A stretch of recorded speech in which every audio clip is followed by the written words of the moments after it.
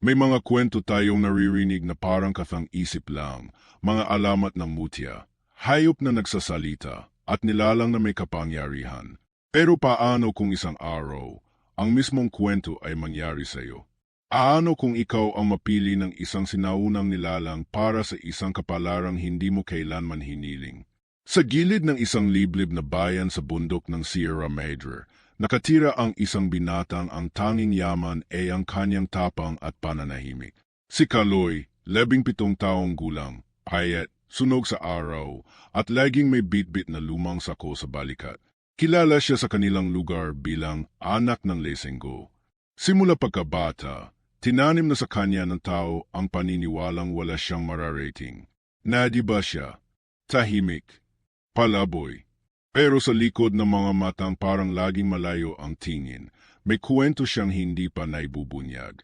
Walang nanay si Kaloy. Bata pa lang siya nang iwan sila nito. Ang ama naman niya, halos hindi nakilala ang sarili sa sobrang alak, kaya't natuto si Kaloy na mabuhay mag-isa. Kinukupkop siya minsan na matandang si Mang Teryo, isang mangungahoy na parang ama na rin ang turing sa kanya. At kung may isa mang tao na tunay na nakakaintindi kay Kaloy, iyon ay si Nardo, ang kababata niyang bugoy pero tapat na kaibigan. Si Nardo lang ang laging kakampi niya kapag inaasar siya ng mga tambay.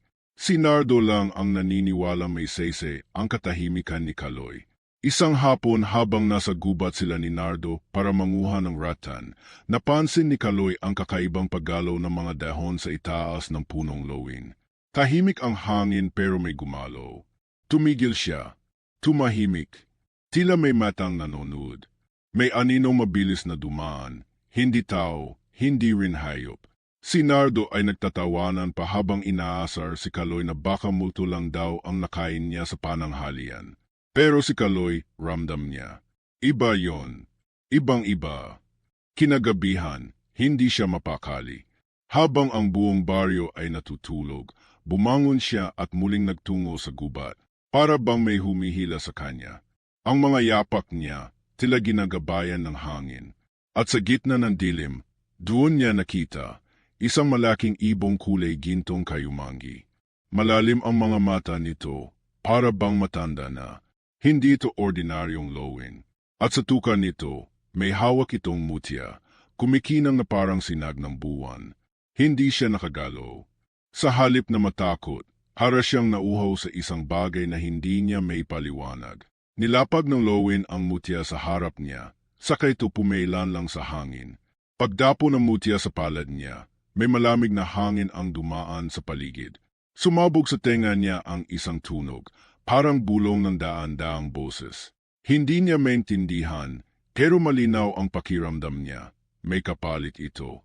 At simula sa gabing iyon, nagsimula na ang hindi na niya kayang takasan. Kinabukasan, habang nakaupo siya sa ilalim ng puno, lumapit si Nardo. Per, anong nangyari sa kamay mo? Tanong nito. Napansin niya may mga guhit na parang lumang sulat sa balet niya. Hindi tinta, undi tila ukit na unti-unting lumilitaw. Wala, sagot ni Kaloy, sabay takip ng kamay. Dumaan ang mga araw at unti-unti niyang napapansin ang kakaibang pagbabago. Mas lumalakas ang pandinig niya. Naririnig niya ang pagaspas ng pakpak mula sa malalayong bahagi ng gubat. Minsan, parang naunawaan niya ang iyak ng mga hayop. Isang gabi, habang pauwi siya mula sa ilog, nakasalubong niya ang isang matandang babae na hindi niya kilala. Ingat ka, iho, bulong nito. Kapag tinanggap mo ang mutya, tinanggap mo rin ang sumpa. Bigla siyang napatigil. Ano niya nalaman? Kinaumagahan, may isang bakwit na dumating sa baryo. Isang lalaki na galing daw sa kabilang lalawigan. Takot na takot ito. Ayon sa kanya, may mga batang nawawala sa mga baryo malapit sa kagubatan. Ang hinala na marami, may gumagalang aswang. Siyempre, si Nardo ang unang nagsabing baka gawa-gawa lang. Pero si Kaloy, ramdam niya ang pagkilos ng kung anong masama sa paligid. Isang gabi, habang umuulan, nagising si Kaloy sa isang panaginip. May nakita siyang babae, duguan, umiyak sa gitna ng kagubatan. Sa likod nito, isang nilalang na may balingkinitang katawan, mahaba ang kuko, at pulang maita. Habang papalapit ito sa babae, bigla siyang nagising. Awis na pawis siya. Ngunit nang tumingin siya sa bintana, nandoon ang babae. Basang-basa. Tila nanlilimos ng tulong. Dali-dali siyang lumabas. Ngunit paglabas niya, wala na ito. Sa lupa, may bakas ng mga paa, hindi paanan ng tao. At sa hangin, naramdaman niya ulit ang bulong. Mas malinaw ngayon, pumili ka, Kaloy. Alin ang ililigtas, ang kaibigan mo o ang kaluluwa mo? Hindi niya alam kung bangungot o katotohanan na ang lahat ng ito. Pero isang bagay ang sigurado, simula nang tinanggap niya ang mutya ng Lowin, may kapangyarihan siyang hindi niya hiningi. At may nilalang na gusto siyang gamitin. At habang natutulog si Nardo sa kabilang dulo ng kubo, hindi alam ng kaibigan niya, may isang pairs na mata na kanina pa nanonood sa kanila mula sa kadiliman ng gubat. Simula nang mapunta sa kanya ang mutya ng Lowin, nagbago ang mundo ni Kaloy. Hindi lang paningin niya sa paligid ang naging matalim, peti ang pakiramdam niya sa mga tao sa paligid ay tila lumalim, tumalim, tumitimbang ng bawat bulong, galaw at kilos. Ang mga mata ng mga kapitbahay niya, dati sanay na sa kanyang katahimikan, gayo'y tila may kabana. Arang may alam sila na hindi sinasabi. Arang bigla siyang naging iba sa paningin ng mga tao. Nagbago rin si Mang Teryo. Dati laging nakangiti, laging handang dumamay o magpayo. Pero nitong mga huling araw, tahimik ito. Iwas sa tingin. Parang may gustong sabihin pero laging naudlot. Hanggang sa isang gabi, nang mahuli siya ni Kaloy na nakatitig sa kanyang natutulog na katawan, pinisil siya ng matanda sa balikat at mahina itong nagsalita. Ikaw na nga ba? Anong ibig mong sabihin, Mang Teryo? Ngunit umiwas ito at umalis sa kubo. Dala ang kanyang lampara, iniwang nakabitin sa air ang tanong. Mula noon, nagsimula ng hanapin ni Kaloy ang sagot, hindi lang sa gubat kundi sa katahimikan ng kanyang nakaraan. Nagsimula siyang magtanong-tanong tungkol sa kanyang ina. Wala raw itong sinuman sa baryo. Bigla na lang nawala, parang usok. Pero isang matandang albularyo sa kabilang baryo, si Lola Basilia, ang nagsabing minsan daw may babaeng dumaan sa kanya noong gabing kabilugan ng buwan. Asan ang isang sanggol at duguan? Hindi siya tao, Kaloy, sabi na matanda habang dinudurog ang tuyong dahon sa kahoy na mangkok. May lahi kayong hindi dapat ginising. Pinilit niyang hanapin ang matandang albularyo, kinabukasan para tanungin pa ng buo. Pero pagdating niya sa kubo nito, wasak na. Basag ang mga bote, mga halamang nakalbo, at walang bakas na matanda. Ang sabi ng mga taga-baryo, bigla raw itong lumayas, pero si Kaloy alam niyang may mas malalim pa roon. Isang gabi, habang nagpapahinga siya sa ilalim ng puno ng balete malapit sa ilog, biglang lumamig ang hangin. Hindi normal na lamig. May amoy ito, maasim, parang nabubulok. Paglingon niya, may babaeng may mahabang buhok, maputla, at nakasuot ng damit na gawa sa dahon at sinulid ng gagamba. Sa una ay inakala niyang diwata, ngunit nang magsalita ito, parang boses ng dalawang nilalang na nagsanib. Ang dugo mo, hindi mo dapat itinanggi. Sino ka? Tanong ni Kaloy, habang kinakabig palayo ang mutya sa bulsa. Ako si Silab, tagapangalaga ng hangin. Alam kong hawak mo ang mutya, ngunit hindi ito basta regalo.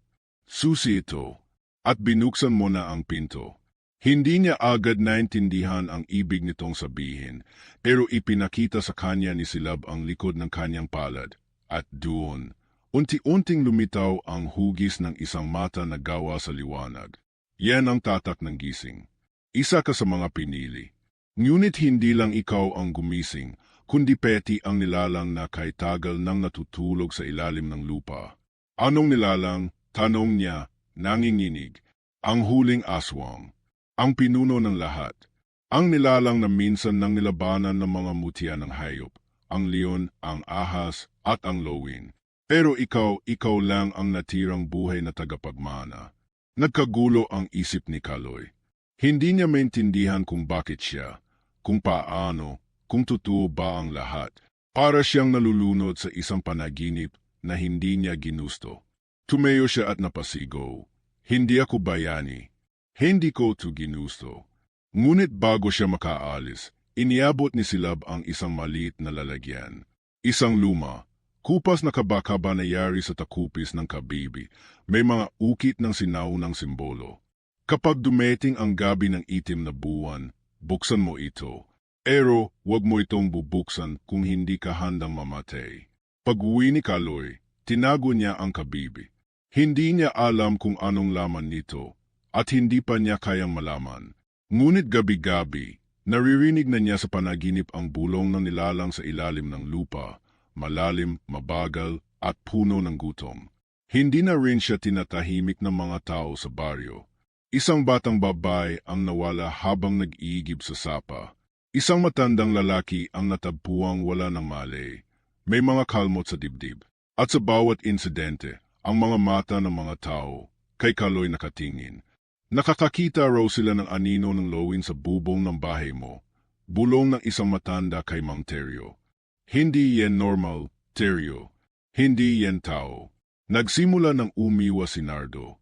Deity, palaging nasa tabi ni Kaloy. Ngayon, madalang na silang mag-uusap. May binabago ka na, Kaloy. Sabi niya isang araw habang nasa tabing ilog sila. Parang hindi ka na ikaw. Ano bang ibig mong sabihin? Parang may parte sa'yo na lumalalim, na hindi ko na maabot. Parang may nilalabanan kang hindi mo sinasabi. Tumingin si Kaloy sa tubig. Sa refleksyon niya, may nakita siyang aninong tila may pakpak sa likod. Hindi tao, hindi ibon. At sa gilid ng tenga niya, narinig niyang muli ang bulong. Bumalik ka sa gubat, Kaloy. Naghihintay kami. Nais niyang tumakbo, tumakas, limutin ang lahat. Pero alam niyang hindi na siya pwedeng umatras. May tinanggap siyang hindi may babalik. At isang gabi, habang mahimbing ang lahat ng bahay sa baryo, muling lumitaw ang lowin sa bubong ng kanyang kubo. Pero hindi na ito mag-isa. Mula sa dilim, lumilitaw ang isang peres ng pulang meta, hindi sa langit, kundi mula sa lupa. Hindi alam ni Kaloy kung saan nagsisimula ang takot at kung saan natatapos ang sakit. Mula nang pumasok sa kanyang buhay ang mutya ng lowin, para na siyang nilalamon ng dalawang mundo, ang mundong sanay siya, tahimik, puno ng hirap pero totoo, at ang mundong ngayon ay pilit siyang hinihila, puno ng misteryo, tanganib, at mga kasinungalingang binabalot sa anyo ng kapangyarihan. Tuwing gabi, hindi na siya makatulog. Hindi dahil sa lamok, hindi dahil sa ingay ng kuliglig, kundi dahil sa ingay sa loob niya. Aulit-ulit niyang naiisip ang ina niyang hindi na bumalik. Ang amang hindi man lang siya tiningnan na may pagmamahal. Ang lahat ng tao ng pananahimik niya, pagdurusa, at pagkakalimot sa sariling gayon, bigla siyang inaasahang maging tagapagtanggol laban sa isang masamang puwersa. Bakit ako? Bulong niya sa dilim. Habang nakaupo sa loob ng kanyang kubo, wala naman akong halaga kahit kanino, ni sa sarili kong pamilya. Habang binubuksan niya ang kabakaba na iniwan ni Silab, isang malamig na hangin ang dumaan. Sa loob, may isang maliit na piraso ng balahibo ng lowin, isang pulang sinulid, at isang piraso ng pepel na halos nabubulok na sa katandaan. May nakasulat dito, sulat kami. Ang puso ang sandeta, ngunit ang sugat nito ang tunay na pintuan. Hindi niya naunawaan agad, pero biglang kumidlat sa malayo, at kasunod nito'y narinig niya ang sigaw ng isang babae, hindi sa panaginip, kundi sa labas. Tumayo si Kaloy, kinuha ang mutya, at dalid-daling lumabas ng kubo. Pagdating niya sa labas, nadaanan niya si Nardo, nanginginig at duguan ang braso. Kaloy, may kinuha. Si Aling Marta, kinaladkad sa likod ng bahay. Hindi tao yun, Kaloy, hindi yun tao. Tumakbo silang dalawa papunta sa likod ng bahay ni Aling Marta. May bakas ng paghila sa putikan, mga gasgas sa pader, at sa dulo ng bakuran, isang aninong mabilis na tumalili sa kakahuyan. May mahaba itong katawan, parang ahas, ngunit may mukha na hindi na masasabing tao o hayop. Hindi na nila naabutan si Aling Marta. Nang sumikat ang araw, ang tanging natagpuan ay ang panyo nito na puno ng dugo at isang hikaw na nakasabit sa puno ng kawayan. Simula noon, hindi na mapakali ang buong baryo. Lahat ay nagbabantay. Ang mga bata ay hindi na pinapalabas. May mga lalaking nagpupuyat sa gabi, armado ng sibat at kutsilyo. Pero kay Kaloy, ang gulo ay hindi lang sa paligid, kundi sa loob. Pakiramdam niya, kasalanan niya ang lahat. Kung hindi niya tinanggap ang mutya, baka hindi rin gumising ang nilalang. Baka normal pa rin ang buhay nila, kahit mahirap, kahit puno ng sakit. Pero may isang bahagi sa kanya na ayaw nang bumalik sa deity. Isang bahagi sa kanya ang nananabik sa kung ano ang maaaring mangyari kung tuluyan niyang tanggapin ang kapangyarihang iniwan ng Lowin. Isang gabi, habang siya ay mag-isa sa gilid ng sapa, muling lumitaw si Silab. Malapit na ang gabi ng itim na buwan, at hindi pa rin buo ang loob mo. Paano ko pipiliin ang isang bagay na hindi ko hiningi? Tanong ni Kaloy. Paano ko lalabanan ang isang halimaw kung ako mismo isira na sa loob? Tahimik si Silab. Tumingala ito sa langit bago muling nagsalita. Hindi mo kailangang maging buo para lumaban. Kailangan mo lang tandaan kung para saan ka lumalaban. Kung wala akong para kanino, sagot ni Kaloy, mas malalim na ngayon ang boses, punang sakit. Lahat sila iniwan ako, ni ang sarili kong ina. Dito, may sinabi si Silab na hindi niya inaasahan. Ang ina mo, hindi ka iniwan. Iniligtas ka niya. Nagulat si Kaloy. Anong ibig mong sabihin? May kasunduan ang ina mo. Isa siyang bantay na mutya ng buwan. Pero nang malaman ng huling aswang na buntis siya, na may tagapagmana, pinag-initan siya. Tinakot siya. Kaya tumakas siya. Dinala ka sa mundong hindi mo pa dapat pinapasok. Pero hindi siya nagtagumpay. Hinuli siya ng mga anino. At hanggang ngayon, isa siya sa mga nawawala. Napaupo si Kaloy. Para may gumuhit sa puso niyang matagal ng manhid. Buhay pa siya. Kung mabilis kang kumilos, baka. Ngunit hindi siya ang tanging nawawala. Isa-isa nang kinukuha ng anino ang mga may koneksyon sa mutya. Ang mga tao malapit sa iyo. Napalingon siya. Si Nardo. Pagbalik niya sa baryo, wala na si Nardo. Wala ring Inge. Parang natulog ang buong lugar ng sabay-sabay. Ngunit sa may likod ng bahay ng kaibigan niya, may natagpuan siyang sulat, dugo ang ginamit sa pagsusulat. Ang tunay na dilim ay nasa loob mo. Kung hindi mo siya ilabas, kami ang mawawala. Napaupo si Kaloy sa lupa, nanlalambot ang tuhod. Pakiramdam niya, bumabalik lahat ng alaala, ang pagkabata niyang puno ng gutom, ang mga gabi ng iyak na walang nakakarinig, ang mga dasal na hindi sinagot. At ngayon, si Nardo, ang nag-iisang taong naniwala sa kanya, kinuha na rin. Hawak niya ang mutya sa kanyang palad. Mainit ito, parang tumutugon sa damdamin niya. Sa loob ng kabakaba, ang balahibo ng Lowin ay unti-unting lumilipad sa hangin, pekot sa kanya. Bumubuo ng isang simbolo sa air, isang panawagan. Ito na ba ang panahon? Anahon na para hindi na siya umetras. Habang humahaplos ang hangin sa kanyang balet, narinig niya muli ang bulong, hindi ng aswang, kundi ng ina niya. Anak, ikaw ang huling tagapangalada.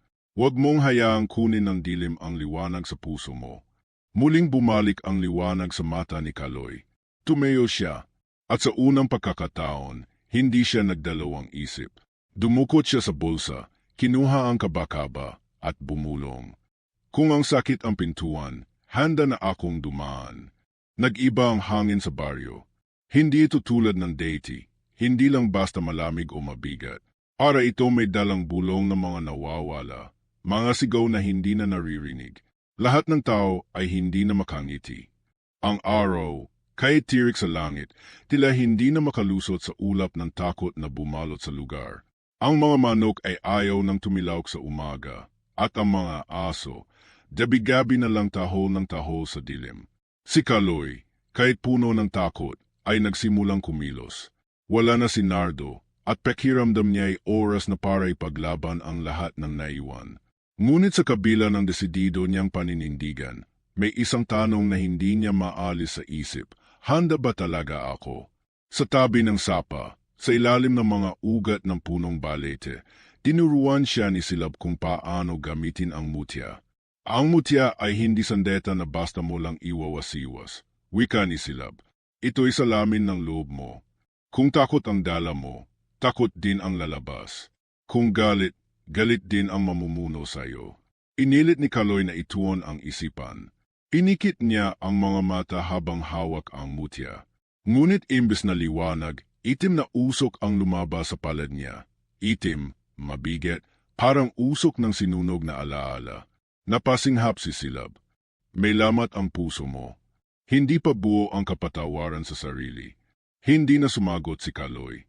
Hindi niya alam kung anong mas mahirap, ang labanan ang nilalang sa dilim o ang mga multo na nakaraan sa sarili niyang dibdib. Kinagabihan, may nakita siyang aninong dumaan sa bubungan ng mga bahay. Mabilis, maleki, may pakpak. Ngunit hindi iyon lowin, mas mabigat, mas nakakatakot. Sa bahay ni Mang Terrio, may nakasabit na manika sa pinto, may pula sa liig nito. Nang kumatok si Kaloy, walang sumagot. Nang pilitin niyang buksan, tumambad sa kanya ang loob ng kubo. Magulo, wasak ang mga gamit at sa gitna ng sahig, may mga ukit na tila ginawa gamit ang kuko. Mga simbolong hindi niya alam, pero sa ilalim ng mga ito, nakasulat ang isang pangalan, Kaloy. Umurong ang sikmura niya. Parang unti-unti na siyang hinihila ng dilim na binuksan ng mutya. Umalis siya agad at tumakbo papunta sa silong ng ilog kung saan siya pansamantalang nagtatago. Doon niya nakita ang isang aninong papalapit, pero hindi ito kalaban. Kaloy, sigaw ng pamilyar na boses. Si Nardo. Basang-basa, duguan ang balikat, pero buhay. Dali-dali niya itong inalalayan. Akala ko kinuha ka na. Halos, sagot ni Nardo, hinihingal. May nilalang sa ilalim ng lupa. Dinala ako sa parang kuweba na buhay. Parang laman ang dingding. Maraming meta. Maraming mukha. Isa roon, mukha ng nanay mo. Arang naputol ang hininga ni Kaloy. Sigurado ka, tumango si Nardo. Hindi ko alam kung guni-guni, pero naririnig ko ang boses niya. Para siyang humihingi ng tulong. Sa gitna ng gulat at saya ng muling pagkikita, may biglang narinig silang tunog mula sa gubat. Huni ng mga ibon na hindi natural. Parang may kasamang sigaw ng bata. Mabilis. Ekot. Talapit. Tumayo si Kaloy, hawak ang mutya. Kailangan nating maghanda. Nagsimula silang gumawa ng pananga, mga bakod na gawa sa pinagtabas na kawayan, mga simbolong inyukit sa lupa gamit ang itinuturo ni Silab. Gumamit sila ng langis, abo, at mga halamang gubat na panlaban sa masasamang espiritu. Pero alam ni Kaloy, hindi sapat ang lahat ng ito. Hindi sapat ang mga gamit kung ang puso ay may duda. Kahit anong lakas ng armas, sabi ni Nardo habang humahawak ng sibat, kung ang loob mo ay takot pa rin, talo ka na. Ngumiti si Kaloy, pero may lungkot sa mata. Takot pa rin ako, tol. Pero kahit takot ako, hindi ako aalis. Lumipas ang ilang araw, pero gabi-gabi ay mas lumalakas ang mga palatandaan ng paparating na panganib.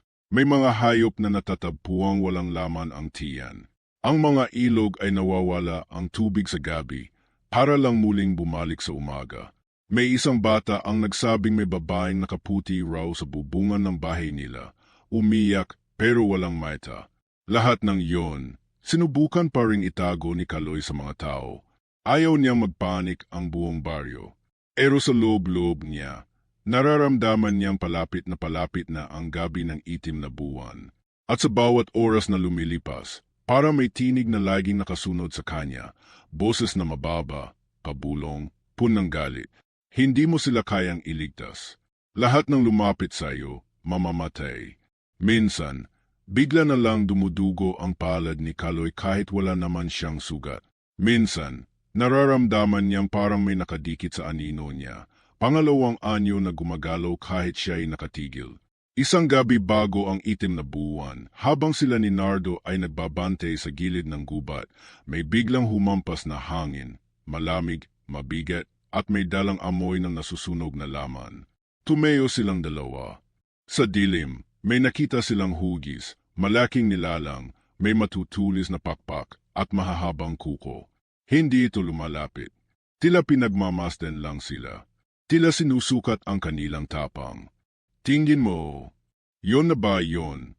Tanong ni Nardo, halos hindi makalunok. Hindi pa, sagot ni Kaloy, mariing hawak ang mutya. Tingin ko, padala pa lang yan. Panimula pa lang.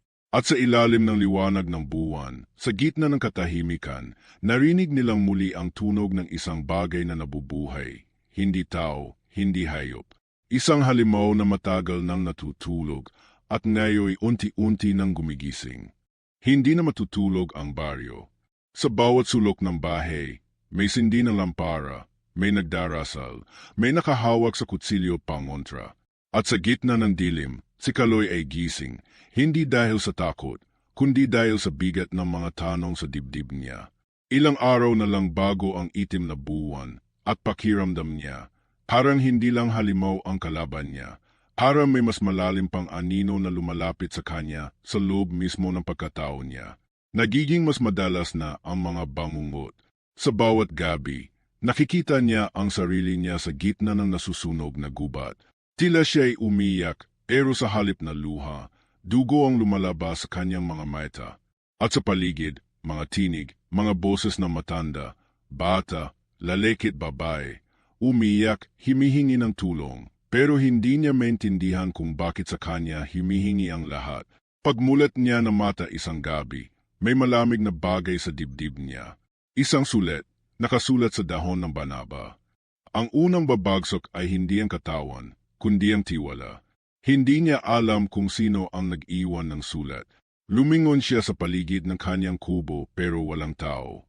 Ngunit may isang hinala sa puso niya na ayaw pa niyang banggitin, isang pangalang paulit-ulit niyang iniisip pero pilit tinatanggihan. Nardo. Mula nang bumalik si Nardo, tahimik na ito. Kasama pa rin niya sa pagbabante, pero hindi na katulad ng dati. Arang may binubuo ito sa isipan. Madalas nitong hawakan ang kanyang balikat o tingnan siya ng matagal, na para bang may gusto itong sabihin pero walang lakas ng loob. Hanggang isang araw, habang sila'y nag-aayos ng mga panangga sa paligid ng baryo, nahulog ang kwintas ni Nardo mula sa kanyang bulsa. Isa itong piraso ng batong kulay abo, may ukit na meta, gaya ng nakita ni Kaloy noon sa kanyang palad. Nang kunin niya ito, biglang lumamig ang hangin at tila tumigil ang oras. Hinawakan niya ang bato at biglang sumilay sa isip niya ang isang alaala, hindi kanya. Alaala ni Nardo. Isang gabi, isang kuweba, at sa loob nito, ang huling aswang, hindi galit, hindi umaatik, kundi nakikipag-usap. Sa harap niya, si Nardo, nakaluhod. Bantayan mo siya, sabi ng nilalang sa anino. Hindi niya kailangang mamatay kung pipiliin niyang manahimik. Nabitiwan ni Kaloy ang kwintas. Parang tinik na tumusok sa kanyang lalamunan ang biglaang pagkakaalam. Nardo, bulong niya, halos hindi marinig ng sarili. Bakit? Sa gabi ring yon, hinarap niya ang kaibigan. Sa ilalim ng liwanag ng buwan, walang ibang tao kundi silang dalawa.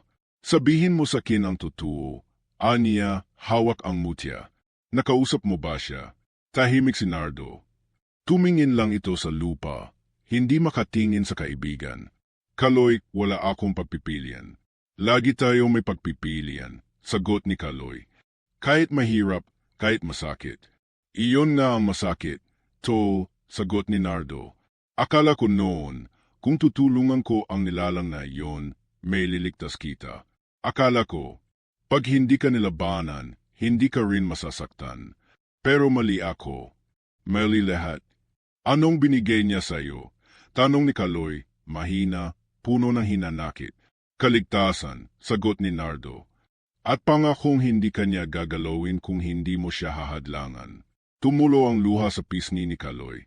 Hindi dahil sa galit, kundi dahil sa bigat ng pagkakakilala sa kaibigan. Kaya pala, hindi ikaw ang kinuha. Hindi ikaw ang sinaktan.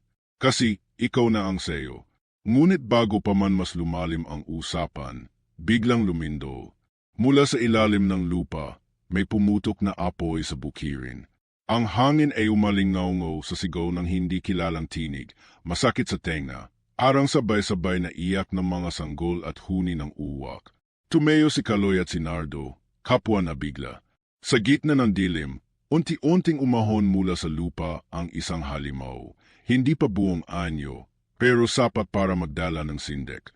May 3 ulo, parang lobo, ahas at baboy damo. Ang katawan nito ay gawa sa putik at laman. Isang paalala na nagsisimula nang bumukas ang lagusan ng dilim. Tumakbo ang dalawa pabalik sa baryo. Ngunit pagdating nila, huli na. May ilang bahay na nasunog. Ang simbahan ay may malaking bitok sa gitna ng altar. Ang mga tao halos hindi alam kung saan tatakbo. Sa isang tabi, nakita ni Kaloy ang bangkay ni Mang Teryo, nakadilat, walang buhay at may bakas na matalas na kuko sa dibdib. Lumingon si Kaloy kay Nardo. Wala itong masabi. Pero sa puso niya, alam niyang kahit anong paghingi ng tawad ng kaibigan, hindi na may babalik ang tiwalang nadurog. Nang dumating si Silab kinabukasan, dala nito ang pinakamasamang balita. Nagising na siya, pero hindi pa siya buo. Kaya niya kayong pasukin sa panaginip, sa alaala, sa takot. At ikaw, Kaloy, hindi ka lang tagapagdala ng mutya. Ikaw ang huling tatak, ang katawan na pinili para tirhan kung sakaling tuluyang magising ang huling aswang. Arang naputol ang hininga ni Kaloy. Anong ibig mong sabihin? Hindi lang ikaw ang susi para isara ang pinto, sagot ni Silab. Ikaw rin ang katawan na pwedeng gamitin para tuluyang makabalik siya sa ibabaw ng lupa. Namilog ang mata ni Kaloy. Lahat ng alaala, lahat ng paghihirap, biglang nagkaroon ng bagong anyo. Hindi lang pala siya tagapaglaban, siya ang mismong target. Hindi lang siya pinili ng mutya, pinili rin siya ng dilim. At sa katahimikan ng hapon na iyon, habang ang mga abo ng sunog ay lumilipad pa sa hangin, narinig niya sa likod ng isipan ang pamilyar na boses. Hindi na bumalik ang liwanag sa baryo pagkatapos ng nasunog na gabi. Kahit may araw sa langit, ang mga anino ay parang laging nasa paligid, nakasunod, nakatanaw, at laging nag-aabang. Lahat ng tao ay tahimik, natatakot magsalita, natatakot magdasal. Para bang kahit ang pangalan ng Diyos ay hindi naligtas banggitin sa harap ng isang kasamaan na muling isinilang. Si Kaloy, nakatayo sa gitna ng simbahan na ngayon ay wasak na. Sa harap niya, ang lumang altar ng gayo'y may bitok, sumisirit ang itim na usok mula sa ilalim. Sa kanyang mga palad, hawak ang mutya ng lowin. Mainit, tila nabubuhay. Sa likod niya, si Nardo, sugatan, pagod, pero hindi umaalis. Tahimik lang ito, marahil dahil sa bigat ng kasalanang hindi na kayang takpan ng mga paliwanag. Pero sa kabila ng lahat, nandito pa rin siya. Ngayon na, mahina at mabigat ang boses ni Silab. Bukas na ang lagusan. Kung hindi mo siya haharapin, hindi lang baryo ang mawawala. Peti ang katauhan mong matagal nang pinipilit niyang angkinin. Muling lumindo. Ang lupa ay parang umunggol. Mula sa ilalim ng altar, isang peder ng laman at anino ang biglang bumuka. At mula roon, dahan-dahang lumabas ang isang nilalang na hindi kayang ilarawan ng mata ng tao. Ang mukha nito ay hati sa 3. Isa'y mukha ng babae, umiyak ng dugo. Isa'y mukha ng matandang lalaki, nanginginig sa galit. At isa'y mukhang walang laman, pero may mata na kilala ni Kaloy. Mata ng sarili niya. Matagal kitang hininte. Sabi ng halimaw, ang tinig nito'y parang pag-ikot ng libong palakol sa hangin. Mula sa sinapupunan ng ina mong takas, hanggang sa unang hakbang mong mag-isa sa gubat, lagi kitang sinusundan. Hindi ako iyo, sagot ni Kaloy, nanginginig pero nakatayo. Hindi ka akin. Ako ang nilalang sa likod ng bawat gabi mong umiiyak. Ako ang anino sa bawat panaginip mo. Ako ang sakit sa dibdib mo na akala mo'y pagod. Ako ang galit mo sa mundo. Ako ang lamat sa puso mong ayaw mong kilalanin. Hindi, sigaw ni Kaloy. Hindi ikaw ang dahilan ng sakit ko. Talaga, ngumiti ang halimaw. Bakit mo ko pinapasok? Bakit mo ako nadarama? Dahil ikaw at ako, iisa. Himakbang ang halimaw, at sa bawat hakbang, ang paligid ay naluluso, ang mga upuan sa simbahan, ang bubong, ang mga larawan ng santo. Lahat ay natutupok sa anino. Biglang tumakbo si Nardo, hawak ang sibat at sinugod ang nilalang. Kaloy, ngayon na, Tumakbo ka. Ngunit bago pa siya makalapit, isang kumpas lang ng kamay ng halimaw at tumilapon siya. Bumagsak sa dingding, walang mali. Hindi mo siya ililigtas sa akin, bulong ng nilalang. Pero may paraan. Hayaan mong pumasok ako sa katawan mo. Sa'yo, makakabalik ako. Sa'yo, matutupad ang lahat. Kapag pinayagan kita, anong kapalit? Tanong ni Kaloy. Pawis at luha ay makahalong dumadaloy sa kanyang mukha. Kapayapaan. Wala ng laban. Wala ng sakit. Wala ng mag-iiwan sa'yo. Wala ng gutom. Wala ng takot. Arang bumagal ang paligid. Sa isang iglap, naalala ni Kaloy ang lahat. Ang gabi ng pagkagutom habang tinatanong ang amang walang pakialam. Ang pag-iyak habang kinakausap ang buwan na hindi naman sumasagot. Ang mga tanong niya sa hangin na walang dumarating na sagot. Lahat ng yun, parang iniaalok na ngayon ng halimaw na wakasan. Ngunit sa gitna ng katahimikan, may narinig siyang tunog, mahina, basag, pero pamilyar. Boses ni Nardo. Kaloy, ikaw, yen, hindi siya. Pumikit si Kaloy. Hinawakan ang mutya. At sa sandaling iyon, hindi galit ang kanyang inalala, kundi mga munting alaala. Si Nardo na minsang ipinagtanggol siya sa mga tambay. Si Manterio na nagturo sa kanyang gumawa ng bitag. Ang ina niyang yakap siya sa huling gabi bago siya iniwan. Lahat ng tunay. Lahat ng totoo. Hindi ako perpekto, sabi ni Kaloy, dahan-dahan nang naglalakad palapit sa nilalang. May sugat ako, may takot ako, may galit ako, pero hindi ikaw ang sagot. Tumili ang halimaw at ang paligid ay halos kumuho. Ngunit sa halip na umatras, itinaas ni Kaloy ang mutya at isinubsob ito sa kanyang sariling dibdib. Sumiklab ang liwanag, hindi maputi, hindi mainit, kundi malinaw, malamig at tahimik. Isang liwanag na parang yakap. Isang liwanag na hindi galing sa kapangyarihan, kundi sa pagtanggap. Tinanggap ni Kaloy ang lahat ng sakit, lahat ng kahinaan, lahat ng hindi kayang ipaliwanag. At sa pagtanggap na iyon, ang anino ay unti-unting nawawala. Ang halimaw ay sumisigaw, umiyak, pero parang wala na itong mahawakan. Hindi mo ako pag-aari, bulong ni Kaloy. Hindi mo ako kailanman naging iyo. Sumabog ang liwanag. Pagmulat ni Kaloy, ang simbahan ay giba. Ang lupa ay basag.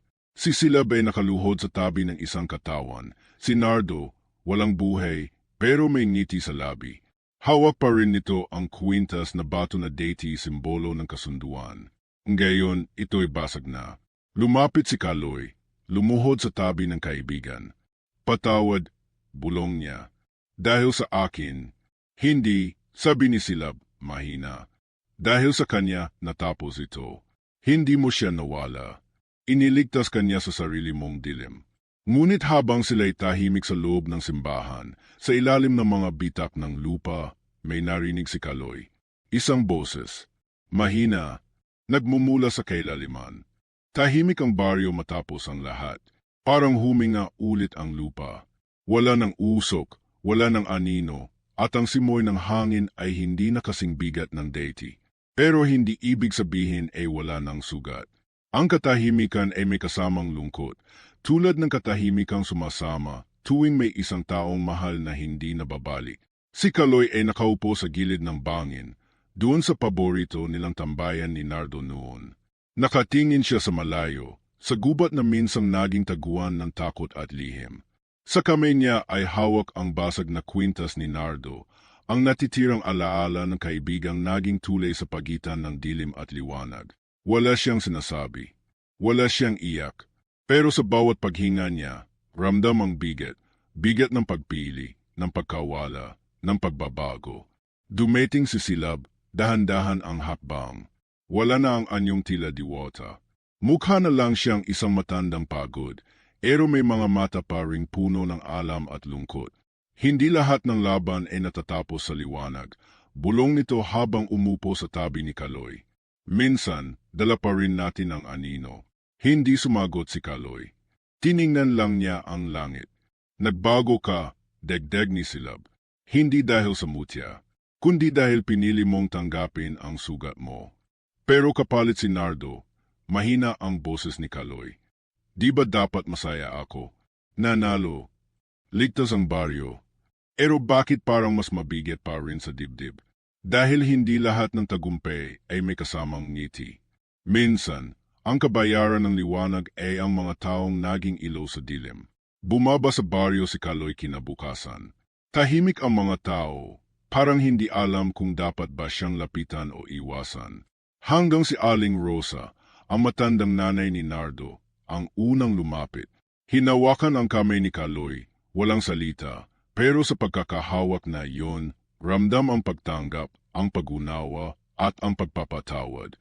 Muling naayos ang simbahan. Muling bumukas ang paaralan. Unti-unting bumalik ang sigla ng baryo, pero hindi na ito pareho. May bakas ng alaala sa bawat sulok, alaala ng dilim, at ng mga taong di na muling makikita. Minsan, habang naglalakad si Kaloy sa palengke, may batang lumapit sa kanya. Ikaw po ba yung may mutya ng lowin? Inosente ang tanong nito. Totoo po ba yun?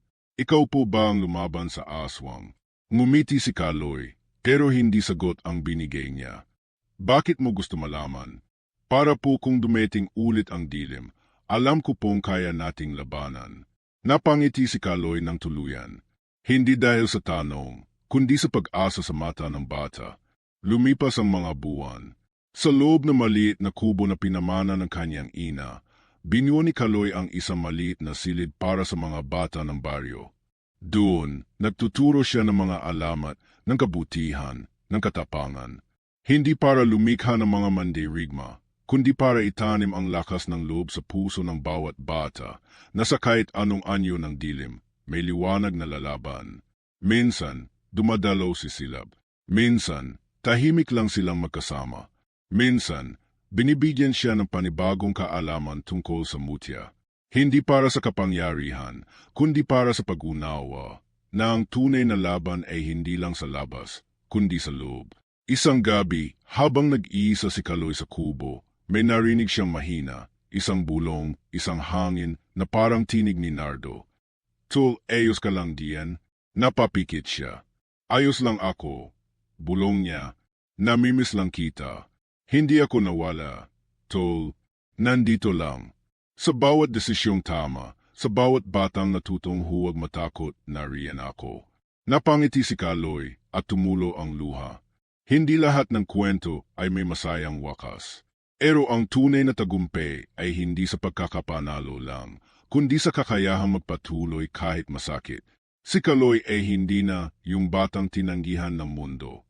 Isa na siyang simbolo ng pag-asa, ng paninindigan, at ng kabutihang kayang lumaban kahit sa pinakaitim na gabi. Ang mutya ng lowin ay nanatiling tahimik sa kanyang dibdib, hindi na bilang kapangyarihan, kundi bilang alaala. Alaala ng isang laban na hindi niya pinili, pero tinanggap. Alaala ng isang kaibigang handang magsakripisyo. At alaala ng isang batang minsang takot, pero natutong harapin ang sarili. At sa huling gabi bago dumating ang bagong taon, tumayo si Kaloy sa gitna ng baryo. Tumingin sa langit, huminga na malalim. At sa dilim ng gabi, isang liwanag ang biglang dumaan sa kalangitan, isang lowin, hugis sa ulap, na dumaang mabilis, ngunit iniwan ang langit na mas malinaw kaysa kailanman.